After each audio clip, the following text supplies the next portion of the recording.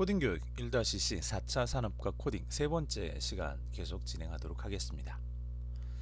자, 이번에는 우리가 지난 시간에 봤던 그 AI, 인공지능에 대해서 정말 우리가 왜 그렇게 많이 신경을 쓸 필요가 없는지, 혹은 바둑에 있어서 인공지능에게 인간이 패한 것이 너무나 당연한 것이고 우리가 그것을 왜 어떻게 받아들여야 되는지를 잠깐 좀 설명을 해드릴게요. 자, 인공지능은 기본적으로 알란 튜링이라는 사람이 맨 처음에 그 의견을 제시를 하고 그리고 이제 시작이 됐습니다. 튜링에 대해서는 여러분들에게 한번 이 영화를 꼭 보시라고 좀 권해드리고 싶은 게 있는데, 이미테이션 게임이라는 영화가 있어요. 이미테이션 게임, 이게 알란 튜링에 대한 그 영화입니다. 실제로 2차 세계대전 때 그 독일과 그 연방 연합군이 싸울 때 굉장히 좀 고민하면서 어려웠던 부분 중에 하나가 이제 독일의 그 유보트라는 그 잠수함이 있었죠. 이 잠수함이 뭐 여기저기 막 튀어나와서 연합군들을 좀 괴롭히는 그런 상황이었습니다. 그때 독일군의 암호는 굉장히 철저했고 이 암호를 깰 수 있는 방법이 거의 없다고 여겨지던 때였습니다. 이 암호 애니그마를 해독해낸 사람이 이 튜링입니다. 사실은 컴퓨터에 있어서 가장 그 당시로서 세계적으로 가장 뛰어난 사람이었던 거죠. 자, 이 앨런 튜링에 대한 영화가 이미테이션 게임이라는 영화가 있는데 그 영화를 여러분들이 한번 보시기를 바라고요. 자, 이 앨런 튜링이 처음 그 AI를 이야기를 합니다. 그리고 거기서부터 시작이 돼요. 그러면서 지금으로 따지면 거의 한 70년이 된 거죠. 70년이 됐습니다. 70년 동안 AI를 연구해서 이제서야 바둑이라는 게임에서 인간을 이긴 거예요. 70년 동안 연구해서.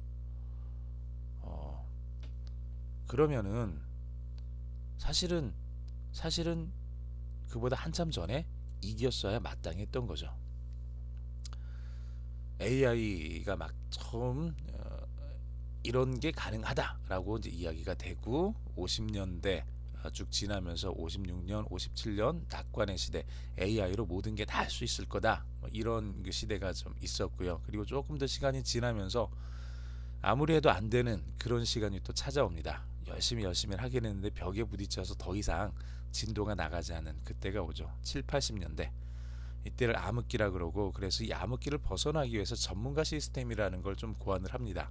실제로는 AI는 아닌데 어떤 전문가들이 특별한 그 지식들을 그 안에다가 집어넣고 그 지식들을 일종의 좀 지금으로 따지면 검색해서 도움을 받을 수 있는 그런 시스템 정도가 이제 전문가 시스템이었는데, 그거 역시도 8, 90년대에 가면서 사람들은 이제 AI로는 더 이상, 인공지능으로는 컴퓨터가 할 수 있는 일은 없다, 이렇게 여기던 때였어요. 그러다가 97년도에 딥블루라는 컴퓨터가 이제 체스라는 게임에서 인간 챔피언을 이기게 되죠. 그러면서 이제 다시 한번 인공지능이 또 이제 어찌 보면 연구의 주제가 되기 시작을 합니다. 하지만 그 이후로도 여전히 쉽지는 않았어요. 인공지능을 연구하는 사람들이 굉장히 많은 연구를 했음에도 불구하고, 굉장히 많은 시간을 투자를 했음에도 불구하고 이 효과가 그렇게 잘 나오지를 않는 거예요. 그래서 2005년도에 나르파라는 그런 그 자동차, 무인 자동차 경주에 인공지능이 나가기도 하고요. 그리고 2011년도에 왓슨, 우리가 이 왓슨은 컴퓨터, 인공지능 중에서 특히 그 의료 쪽 그 컴퓨터를 우리가 좀 알고 있습니다. 이 왓슨에게 제퍼디라는 그 퀴즈 프로그램, 그 내용들을 학습을 시키고, 그리고 실제로 인간 챔피언들과 겨뤘을 때 너무나도 큰 격차로 왓슨이 퀴즈 챔피언들을 이기는 것을 2011년도에 우리가 보게 되죠. 뭐 충분히 그럴 수 있다고 생각을 했었고요, 당시로도. 그리고 2016년이 됐습니다. 그리고 2016년도에 딥블루, 딥마인드라는 그곳에서 이제 알파고를 만들어서 이제 구글이 인간 챔피언이 이세돌 씨와 이제 알파고의 대국이 시작이 됐죠. 그리고 그 결과는 우리가 잘 알고 있는 것처럼 인공지능이 인간 챔피언을 이기게 됩니다. 그 이후로 역시 중국에 있는 챔피언과 알파고가 또 대국을 했었지만 이번에는 이제 한 번도 지지 않고 다 이기는 그런 일들이 이제 벌어집니다. 실제로 인공지능을 통해서 기계라고 그러니까 조금 여러분들이 좀 거부감을 가질지는 모르겠지만 어쨌거나 기계가 혹은 컴퓨터가 혹은 슈퍼컴퓨터가 인간의 최고의 기술과 최고의 사람들이 몰려들어서 70년 동안 열심히 연구해서 만들어낸 이 컴퓨터가 70년 만에 인간을 이긴 거예요. 인간 챔피언을. 너무 당연한 거잖아요. 이미 그 전에 이겼어야 되는데 이제서야 이긴. 그렇게 우리가 받아들여야 된다는 얘기예요. AI 시작은 1950년에 시작이 됐습니다. 70년 전, 지금으로부터 따지면 70년 전에 시작이 된 거예요. 70년 동안 열심히 바둑만 공부를 한 사람이 있다 그러면 뭐 물론 다 그러지는 않겠지만 충분히 이 정도 결과는 나올 수 있을 거라고 우리가 생각을 해야죠. 세계 최고의 석학들이 모여서 이 기계를 가르쳤으니까. 코딩 교육에 대해서, 컴퓨터 사이언스에 대해서, 소프트웨어 교육에 대해서 우리가 잠시 얘기를 하겠습니다. 아마 제 이전 그 동영상 강의를 보셨던 분들은 이 부분을 기억을 하실 거예요. 코딩 교육이라고 할 때 우리가 정말 중요한 건 코딩에 너무 지나치게 집중하지 않는 게 중요해요. 그리고 특히 제가 여기서 좀 강조하고 싶은 것은 우리나라 같은 경우는 2014년부터 정부에서 발표했었던 것이 소프트웨어 중점 교육이라는 타이틀이에요. 코딩 교육은 정확하게 정부에서 썼던 말은 아니고요. 그냥 일반에서 사용되고 있는 그런 말입니다. 좀 줄여서 그냥 쓰는 말이죠. 소프트웨어 교육을 코딩 교육으로 그렇게 부르고 있는 것 뿐이에요. 실제로 정부에서 발표했었던 그 내용은 소프트웨어 중점 교육입니다. 그런데 이 소프트웨어 교육이라는 말이 다른 나라에서도 그럼 쓰이고 있느냐? 소프트웨어 에듀케이션, 에듀케이션 포 소프트웨어 어떤 식으로 이런 식으로 쓰이고 있느냐라고 봤을 때 사용이 되지 않아요. 사실은 다른 선진국들에서 우리가 코딩 교육이라고 불리는 그 내용들을 보면은 우리나라에서 하고 있는 소프트웨어 교육이 아니에요. 가장 일반적으로 많이 사용하는 말은 외국의 경우, 특히 미국이나 영국의 경우 컴퓨터 사이언스라는 말을 씁니다. 이거 우리나라 말로 번역하면은 대학에서 주로 사용하고 있는 컴퓨터 공학이에요. 혹은 컴퓨터 과학이 되는 거죠. 코딩 교육은 우리나라에선 소프트웨어 교육이라고 이렇게 불려지고 있지만 실제로 선진국들, 미국이나 영국 같은 곳에서는 컴퓨터 사이언스가 주 내용을 가지게 됩니다. 자, 그러면 여기서 우리가 좀 몇 가지 단어들을 좀 살펴보면서 코딩 교육이 뭔지, 우리가 하는 게 뭔지, 외국에서 하는 게 뭔지 이런 것들을 좀 한번 고민을 해봐야 될 것 같아요. 코딩 교육, 코딩이라는 건 컴퓨터가 이해할 수 있는 언어로 컴퓨터에 명령을 내리고 정보를 만드는 작업이다 라고 사전에서 정의를 합니다. 컴퓨터가 이해할 수 있는 언어. 자, 언어들이 많이 있어요. 한국 사람이 이해할 수 있는 언어가 있고, 영국 사람이 이해할 수 있는 언어가 있고, 필리핀 사람이 이해할 수 있는 언어, 일본인이 이해할 수 있는 언어, 이런 다양한 언어들이 있죠. 자, 컴퓨터가 이해할 수 있는 언어가 있습니다. 자, 컴퓨터가 이해할 수 있는 언어가 있어요.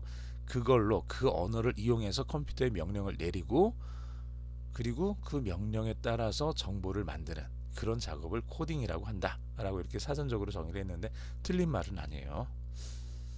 소프트웨어는 컴퓨터 프로그램이다. 좀 간단하게 그렇게 얘기를 했어요. 물론 이것도 틀린 말은 아니고요. 다 맞는 말이에요. 사전적인 정의가 있으니까 프로그래밍 언어, 인간이 컴퓨터에 명령을 내리기 위해서 사용하는 언어를 프로그래밍 언어라고 한다.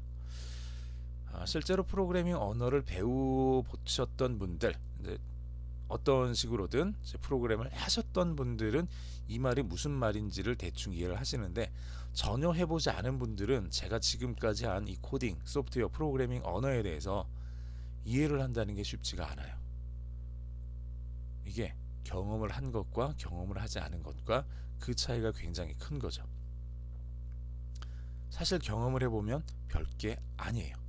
별게 아닌데도 불구하고 경험을 해보지 못한 사람들은 이 세 개의 단어를 누군가가 이야기를 하는 순간 얼어버립니다. 마치 내가 도저히 범접할 수 없는 어떤 커다란 벽 앞에 선 것 같은 그런 두려움을 느끼게 될 거예요.